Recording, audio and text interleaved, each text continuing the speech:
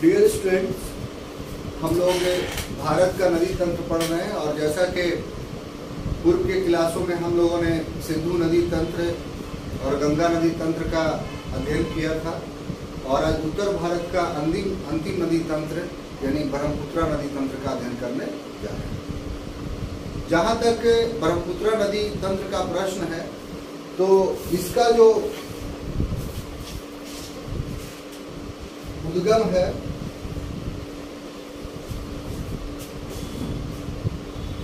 वह मानसरोवर लेक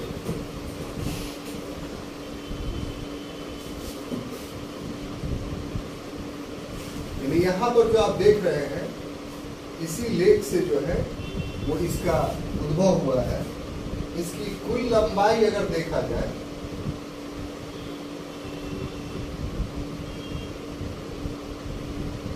तो 2900 kilometre 2900 kilometre और ये विश्व की बड़ी नदियों में से एक है।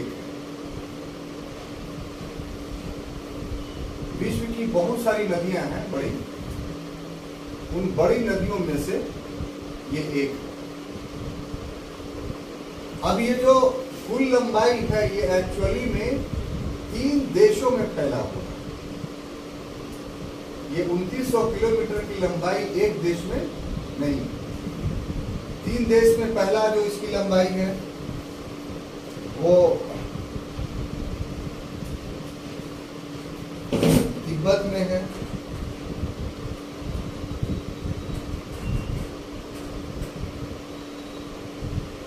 उसके बाद भारत में है और उसके बाद बांग्लादेश में।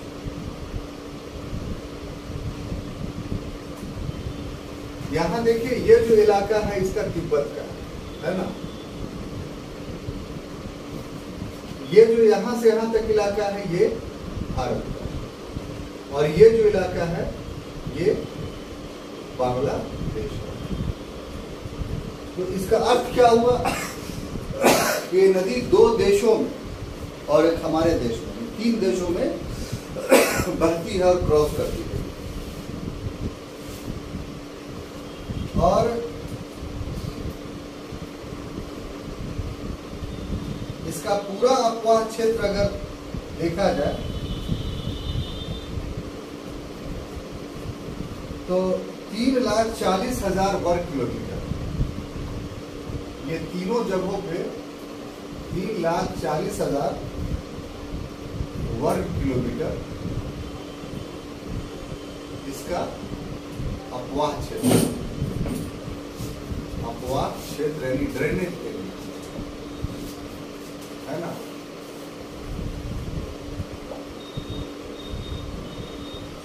अपवाह क्षेत्र का अर्थ क्या हुआ कि सिर्फ इस नदी की हम बात नहीं कर रहे हैं बल्कि इस नदी में चारों ओर से जो सहायक नदियां करके मिली उन सभी का मिला करके ये 3,40,000 वर्ग किलोमीटर में इसका अपवाह क्षेत्र है।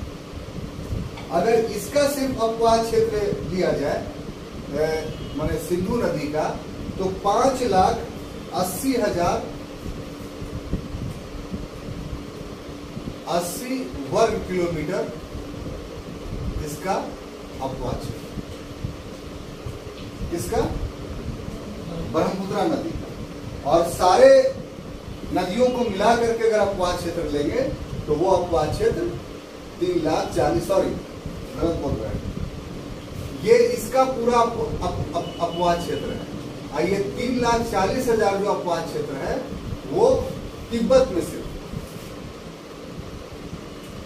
5,80,080 वर्ग किलोमीटर का अपवाह क्षेत्र इसका संपूर्ण का है और ये 3,40,000 वर्ग किलोमीटर का जो अपवाह क्षेत्र है वो तिब्बत का है।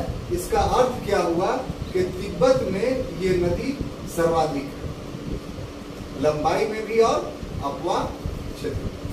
ये भी क्वेश्चन आएगा, नहीं बात समझ आएगा। लंबाई में भी अपवाह क्षेत्र की सबसे ज्यादा कहाँ बह रही है? तिब्बत में बह रही है। क्योंकि आप देखिए उसके बाद क्या है, भारत में अरुणाचल प्रदेश में आकर के फिर ये बांग्लादेश में मिल जाती है। तो इसकी तुलना में यहाँ इसकी लंबाई जो है वो ज्यादा है। अब अपवाह क्षेत्र में अगर देखा जाए तो इस नदी का जो सहायक नदी होगी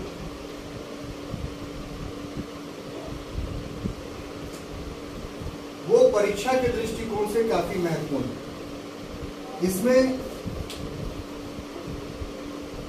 अरुणाचल प्रदेश में जो है वो दिबांग और लोहित इसकी सहायक नदी है।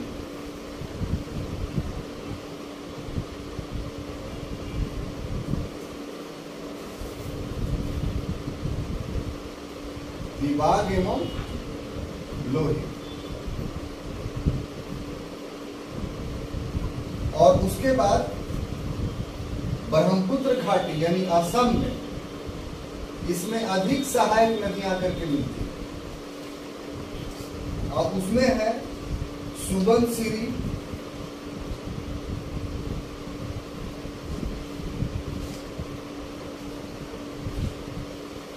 उसके बाद है जिया, उसके बाद है बरेली, उसके बाद है धनश्री, उसके बाद है पुथीमारी,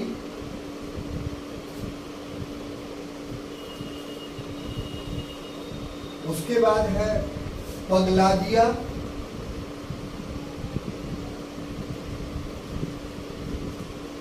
और उसके बाद है मानस।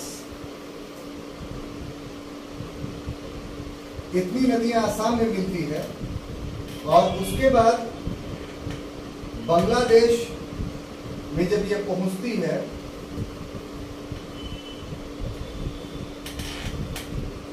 तो ये नदी जो है इसमें एक नदी आके मिलती है बराक, बहुत इंपॉर्टेंट। और बराक जो नदी आकर के मिलती है बांग्लादेश में, ये बराक नदी बांग्लादेश की नहीं है, बल्कि ये बराक नदी जो है वो मणिपुर की पहाड़ियों से निकलती है, यानी यहां से निकलती है और इसमें जाकर करके मिल जाती है। और इस नदी को तिब्बत में ब्रह्मपुत्र नहीं बोला जाता है, इस नदी को तिब्बत में सांगपो बोला जाता है, अरुणाचल प्रदेश में दिहांग बोला जाता है, और असम में यह ब्रह्मपुत्र में बोला जाता है। और जब यही नदी बांग्लादेश पहुंचती है तो इस नदी को जमुना बोला जाता है। क्या बोला जाता है? जमुना। तो विभिन्न जगहों पर इसका नाम अलग अलग है, तो वो भी आपको याद करना पड़ेगा। उसमें तिब्बत में इसे क्या बोलते हैं? सांगपो। सांगपो जो तिब्बत में हम लोग इसको बोलते हैं, तो इसका अर्थ होता है शुद्ध करने वाला, शुद्ध करने वाला। यानी इस नदी में कोई स्नान कर लेगा तो शुद्ध होगा। और सबसे महत्वपूर्ण बात है कि ये सांगपो नदी जो तिब्बत में बोला जाता है, ये 4000 फीट के ऊंचाई पर है, 4000 फीट, लेकिन नौका गम है। आमतौर पे जो पर्वतीय क्षेत्रों पे नदियां होती हैं उसमें नाव नहीं चलता है, लेकिन ये तिब्बत में जो पर्वत है उस पर इस ढंग से बहता है ये कि पर्वत में समतल पाया जाता है। यानी पर्वत जहां जहां से ये बहती है वहां पर भूमि जो है उतार चढ़ाव बड़ा नहीं है, झरने उड़ने नहीं बनते हैं। इसके वजह से ऊंचाई पर पर्वत पे होने के बाद भी ये नौका गम है, जो कि बहुत कम जगहों पे ऐसा मिलता है। भारत में एकमात्र यही नदी है जो पर्वतीय क्षेत्र में बहने के बावजूद भी नौका गम है। भारत का मतलब ये तो है तिब्बत में, लेकिन इसका संबंध भारत में भी है, तो इसलिए भारत की नदियां हम कह रहे हैं इसको, तो वो नौका गम है। अब उसके बाद इसको हम लोग अरुणाचल प्रदेश में क्या बोलेंगे? दिहांग। और यही नदी जब आसाम में पहुंचती है, इसी नदी को हम लोग क्या बोलते हैं? ब्रह्मपुत्र। और फिर ये नदी बांग्लादेश में पहुंचती है, तो यही नदी जो है क्या कहलाती है? जमुना, ठीक है। और जमुना में जो गंगा की धारा है, जब आपको आकर के मिलेगी तो इसको वहां, इसको मेघना बोलेंगे। किसको? गंगा को। पश्चिम बंगाल में जो गंगा चली गई तो वो हुगली कहलाई, और बांग्लादेश में जब गंगा गई तो मेघना कहलाई। क्लियर? अब ये दोनों की संयुक्त धारा मिल जाएगी, मेघना की और जमुना की, तो ये पद्मा कहलाएगी, और पद्मा के नाम से अरब सॉरी बंगाल की खाड़ी में जाकर मिलती है।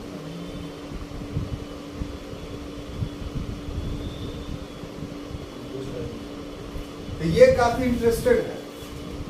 गंगा चली गंगोत्री से, फरक्का के बाद वो दो भाग में बढ़ गई। एक भाग कलकत्ता चली गई जो हुगली कहलाई, दूसरी भाग बांग्लादेश चली गई जो जमुना कहलाई। मैंने पहले जमुना कहलाई, ये ब्रह्मपुत्रा, सॉरी हाँ मेघना कहलाई, और उधर से ब्रह्मपुत्रा जो आई जो बांग्लादेश में जमुना कहलाई। तो मेघना और जमुना जब आपस में मिल गई बांग्लादेश में, तब उसकी संयुक्त धारा पद्मा कहलाई, और पद्मा के नाम से बंगाल की खाड़ी में मिल गई। तो इस प्रकार से ब्रह्मपुत्रा या सांको जो कह लीजिए, वो बंगाल की खाड़ी में नहीं मिलती है, गंगा बंगाल की खाड़ी में नहीं मिलती है, बल्कि इसका दोनों का मिलन बिंदु क्या कहलाता है? पद्मा कहलाता है। और पद्मा नाम से दोनों संयुक्त धारा जो है मिलती है जाकर बंगाल की खाड़ी में। तो यहाँ पर क्वेश्चन एराइज हो सकता है टेक्निकली। क्या क्वेश्चन एराइज हो सकता है? कभी आपने सोचा इस बात पर? कि सिंपल क्वेश्चन दे देगा कि बांग्लादेश में जाकर के गंगा नदी मिलती है या ब्रह्मपुत्रा नदी मिलती है, ऑप्शन में दे देगा बंगाल की खाड़ी में, ऑप्शन में दे देगा पद्मा के बिंदु पर, या और भी किसी ढंग से बना सकता है प्रश्न। तो ऐसे हालात में अगर आप टेक्निकली यहाँ पर आप ध्यान नहीं दीजिएगा, ये याद नहीं रहेगा, तो अगर वो आपको धोखा देना चाहता है एग्जामिनर, तो यहाँ पर बहुत आसानी से धोखा दे देगा। इसलिए ये बात दिमाग में हमेशा बैठा के रखिए कि गंगा और ब्रह्मपुत्र दोनों स्वतंत्र रूप से बंगाल की खाड़ी में नहीं मिलती, दोनों मिलकर मिलती है। अब इस पर कैसा वो क्वेश्चन बनाएगा, ये क्वेश्चन आने पर डिपेंड करता है कि उसका जवाब आप कैसे दीजिए। यहाँ पर अभी की घड़ी में बताना काफी मुश्किल है, लेकिन यहाँ पर ट्विस्ट करने का आधार पूरा बनता है नहीं। अब देखिए ये सब तो बातें हैं, सारी की सारी ऑब्जेक्टिवली है। अब इसमें कुछ बातें और जोड़ी जा सकती हैं कि ये एक्चुअली में मानसरोवर से जो निकलती है वो एक आंगसी ग्लेशियर है, और अंदर अगर जाइए तो ये आंगसी ग्लेशियर जो है यहीं से निकलती है। मानसरोवर बहुत बड़ा है, उसके बहुत सारे ग्लेशियर हैं, तो ब्रह्मपुत्रा जिससे निकलती है वो आंगसी ग्लेशियर से निकलती है। जैसे सतलज नदी के बारे में पढ़े थे ना, तो उसके ग्लेशियर का क्या नाम था?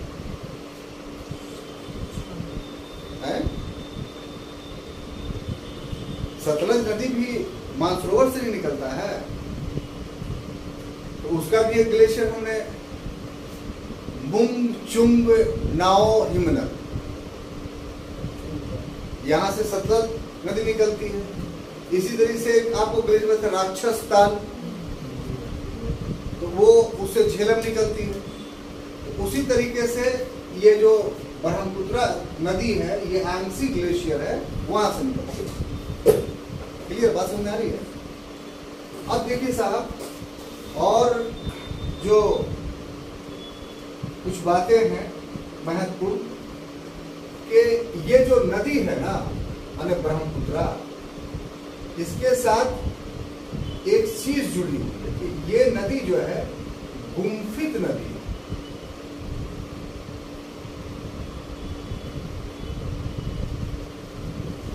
अब गुम्फित नदी का अर्थ क्या हुआ? गुम्फित नदी का अर्थ ये हुआ कि स्थान स्थान पे, जगह जगह पर, स्थान स्थान पर मलबा को जमा कर देना।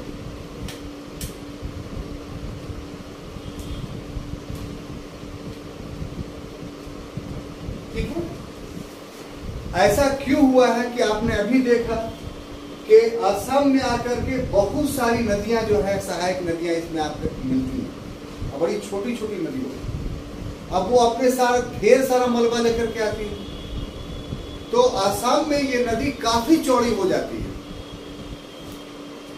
15-15 किलोमीटर तक इसकी चौड़ाई है। अभी हाल फिलहाल में नरेंद्र मोदी के सरकार में जो है एक लंबा ब्रिज बना है, आप लोगों ने देखा होगा, तो इसी नदी पर बना है, जो विश्व का सबसे लंबा ब्रिज अभी माना जा रहा है।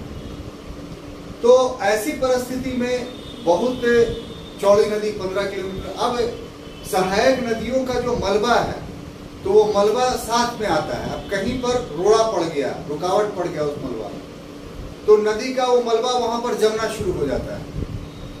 अब जमना शुरू होता है तो बीच बीच में जो है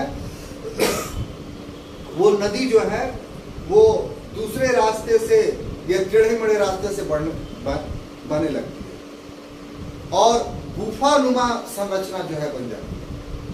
तो इसीलिए ब्रह्मपुत्रा गुम्फित नदी का उदाहरण पड़ता है, माने पानी बह रहा है, फिर स्थल भाग, फिर पानी बह रहा है, फिर स्थल भाग।